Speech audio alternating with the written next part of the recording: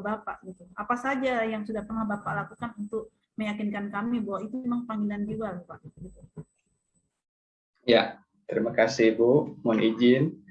Jadi kenapa panggilan jiwa?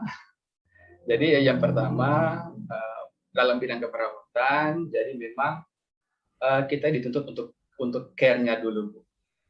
Care-nya dulu, nanti mengikuti teman-temannya. Jadi kalau mau jadi pengusaha, kalau mau jadi kaya, jangan masuk ke perawatan, Bu. Nah, jadi kita ini kalau untuk dunia keperawatan, jadi kami care-nya dulu, kemudian mengikuti teman-temannya. Jadi dari hati dulu. Jadi terus terang Bu, saya juga perawat luka. Salah satu perawat luka diabetes, cancer yang ada di daerah saya, dan memang dari ribuan perawat yang ada, cuma kami berdua yang aktif merawat luka-luka borok dan lain sebagainya. Di dunia pendidikan Bu, sebenarnya memang banyak tantangan, ya. Tapi karena saya ingin men-share ilmu saya, kalau untuk jadi dosen kayaknya jauh, jadi saya jadi guru. Dan untuk kembali ke care-nya tadi, jadi memang kalau mau materinya duluan, mau dapat materinya duluan itu kayaknya mengikuti dari care-nya. Jadi memang kami juga pembayaran gaji juga ya seadanya, yang penting ilmu bisa tersalurkan. Dan dari situ semua Bu, dari biaya-biaya yang kami terima yang minim itu, kita mencoba menularkan ke teman-teman, ke anak didik. Jadi bagaimana perawat itu bisa bertahan hidup di pandemi, di era globalisasi ini. Ya, jadi saya mengajarkan entrepreneur. Ya, jadi entrepreneur, jadi anak-anak didik itu tidak harus jadi PNS nanti ketika dia lulus dari keperawatan, tapi kita bisa membuka peluang-peluang usaha yang bisa menghasilkan yang real uang, ya. Jadi memang dari kemarin itu waktu dianalisis pembelajaran, apa masalah? Ya, banyak masalah pembelajaran, murid yang tidak antusias dan sebagainya. Tapi ketika kita mengajar, kemudian kita berhadapkan dengan yang ada nilainya, misalnya ada income bagi siswa itu, mereka semangat. Oke Pak Guru, kita mau patungan, mau beli alat glukometer, kita mau patungan ini, kita mau sesuai dengan prokes, kita mau jual jasa kita. Bagaimana Pak? Bisa. Nanti saya yang ampuh itu. Jadi mereka mau bilang, Pak, kami mau ikut perawatan luka dong. Boleh, kalian boleh. Nanti saya yang ampuh, saya yang bertanggung jawab. Seperti itu, Bu. Oke, baik Pak. Baik. Tentunya sebagai guru, apalagi Bapak udah punya pengalaman hampir sekitar 7 tahun, ada hal-hal yang selalu Bapak persiapkan ketika mau berhadapan dengan siswa, ya. Selama ini di dalam proses itu apa-apa sih yang Bapak sering lakukan supaya Bapak bisa tampil bahwa Bapak tampil percaya diri, kemudian Bapak bisa maksudnya siswa-siswa itu bisa terpesona dengan Bapak sehingga Bapak bisa dijadikan anutan atau dasar bahwa seperti ini nanti saya ke depan mau seperti Pak Romel misalnya, seperti itu. Apa saja yang Bapak lakukan atau apa yang Bapak persiapkan untuk? Ya Bu, mohon izin Bu. Ya, jadi Bu, hal-hal yang dipersiapkan itu intinya memang tujuan dari guru itu adalah guru yang profesional itu adalah guru yang mempesona. Ya, guru yang mempesona itu menurut saya Bu tidak terlepas dari 4 aspek. Ya, aspek pedagogik ya dalam kompetensi itu. Yang pertama pedagogiknya. Bagaimana kita mengolah kelas ya sehingga kelas itu terorganisir, bagaimana caranya dengan ya tetap buatkan perangkatnya ya, medianya, penilaian LKPD-nya. Kemudian kepribadian kita. Yang kedua adalah kepribadian kita sebagai guru. Guru itu adalah role model bagi siswanya. Ya, jadi role model bagi siswanya. Pengalaman saya, Bu, siswa itu dari bukan menyombongkan diri, Bu, tapi dari berbagai di sekolah kami ada beberapa guru keperawatan. Karena saya sering di masyarakat, sering di pasien, ketika saya ngajar, siswa itu percaya penuh sama saya, Bu. Karena siswa melihat hasil, melihat, oh Bapak ini memang dia kesehariannya dengan pasien. Jadi mau dong, ya seperti dia. Kemudian dari kepribadian kita, jadi kita harus jujur dalam sikap kita, apa adanya dalam penyampaian materi. Kemudian role model yang baik, Bu, di sekolah maupun di luar. Kemudian profesional kita.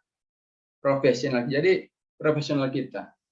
Jadi kita harus profesional. Kemarin kan cuma S1, Bu. Ya. Bu Ayu.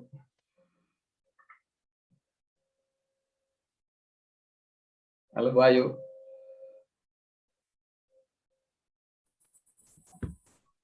Halo Bu. Romen yang barusan terlempar barangkali ya. Iya Bu. Kayaknya saya atau Ibu ini. Silakan Pak, dilanjutkan Pak ya, kalau masih ada. Iya ada Bu. Yang ketiga itu profesional Bu. Jadi kita profesional. Ya. Jadi kalau untuk keperawatan ya kita profesionalnya harus ambil nurse Bu ya. Supaya kita profesional. Kemudian kalau di guru kemarin saya sempat juga ambil akta 4. Jadi untuk profesional kita.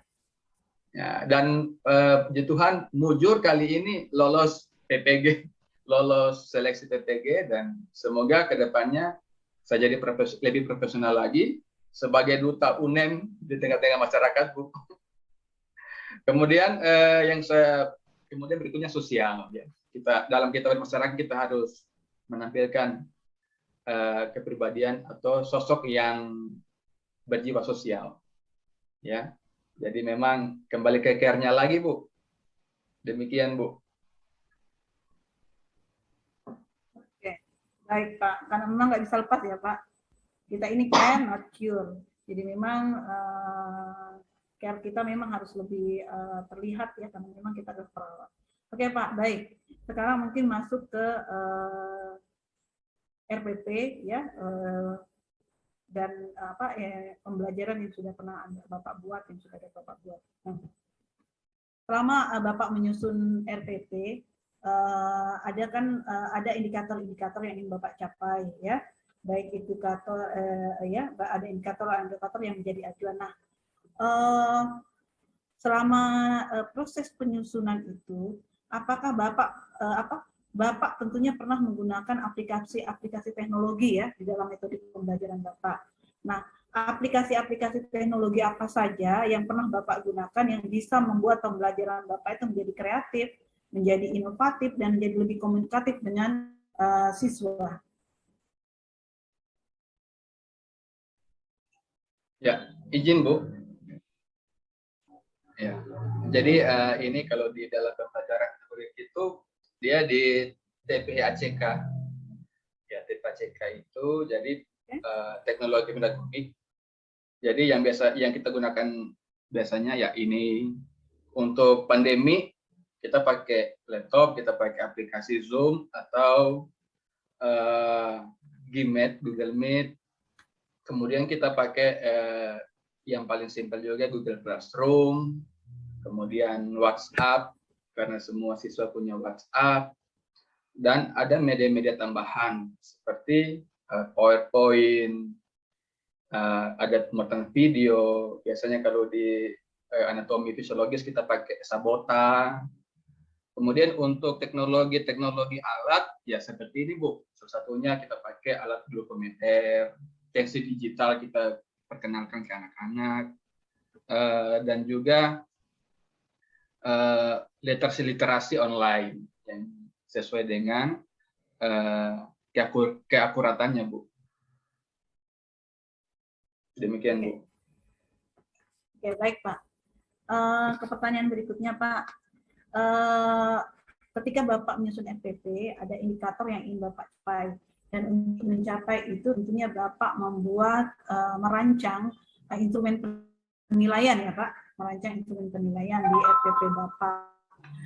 Instrumen penilaian itu kan umumnya mencakup sikap, pengetahuan, dan keterampilan. Nah di RPP Bapak sendiri, bisakah Bapak menunjukkan, baik itu terserah Bapak mau di RPP yang pertama atau yang kedua, instrumen penilaian sikap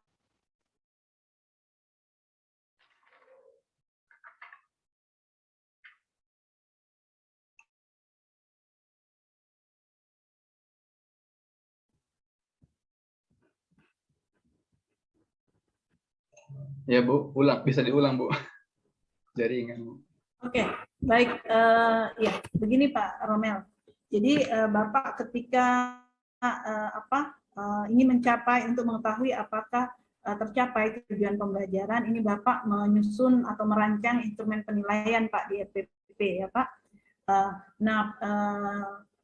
Penyusunan instrumen penilaian itu kan biasanya mencakup 3 hal, pengetahuan dan keterampilan, atau sikap, pengetahuan dan keterampilan. Nah, di RPP yang sudah Bapak buat, baik entah itu terserah Bapak mau tunjukkan ke kami RPP yang mana, entah itu RPP yang pertama atau kedua, yang manakah instrumen penilaian yang bisa yang Bapak buat yang menilai sikap, gitu Pak.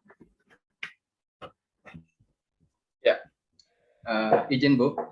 Jadi memang dalam 3 sesi ini, ya, bisa didengar Bu? Bisa didengar Bu? Nah, saya dengar Pak. Ya, bisa ya. Pak, bisa. Ya, jadi dalam 3 set pembelajaran yang saya buat itu Bu, jadi memang materi yang paling the best bagi saya itu set yang kedua, yaitu yang dalam pembelajaran tadi, materi pemeriksaan cek gula darah ini. Jadi memang dalam sikap yang kita ambil itu antusiasnya. Kalau saya antusiasnya dalam pembuatan tugas. Ya, jadi tugas itu kita lihat sikapnya. Kan di LPPD saya minta siswa untuk membuatkan videonya cara cek gula darah memakai alat mereka. Jadi kita lihat situ, kita lihat tahap perinteraksinya, komunikasinya, sampai pada tahap terminasinya. Itu untuk itu. Karena komunikasi yang kita gunakan itu memang berbentuk terapeutik. Jadi memang komunikasi dari pembuatan video itu yang saya nilai untuk sikap. Selanjutnya keterampilan, Bu. Terima kasih. Baik, jadi Bapak menyampaikan bahwa di RPP itu memang terlihat ada di situ Bapak meminta mereka untuk membuat video ya. Di LKPD yang sudah Bapak tampilkan juga tadi, Bapak sudah meminta siswa untuk membuat tugas, melakukan pemeriksaan gula darah pada salah satu keluarga atau orang terdekat yang kemudian divideokan, dan disitulah kemudian ya Bapak menilai sikap. Ada instrumen yang bisa jadi acuan Pak? Instrumen di mana Bapak menentukan bahwa sikapnya ini sesuai atau apa yang mendasari Bapak untuk penilaian sikapnya tersebut, Pak? Ya, untuk instrumen penilaian sikap ada di instrumen lembar penilaian. Tapi Bu, intinya untuk penilaian sikap ini bagaimana membina hubungan saling percaya antara si pemberi pesan komunikasi itu dengan si penerima. Nah, jadi indikator yang bisa dicapai itu akan tercapai ketika kita memiliki bila tercapainya komunikasi terapeutik. Terima kasih.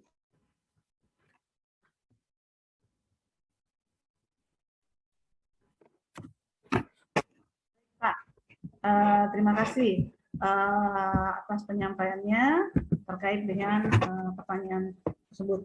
Oke, Pak Romel, sepanjang Bapak berinteraksi dengan siswa ya selama kurang lebih 7 tahun, itu apakah pernah Bapak melakukan semacam penelitian sederhana Baik. I don't care what you got to, baby, I love you.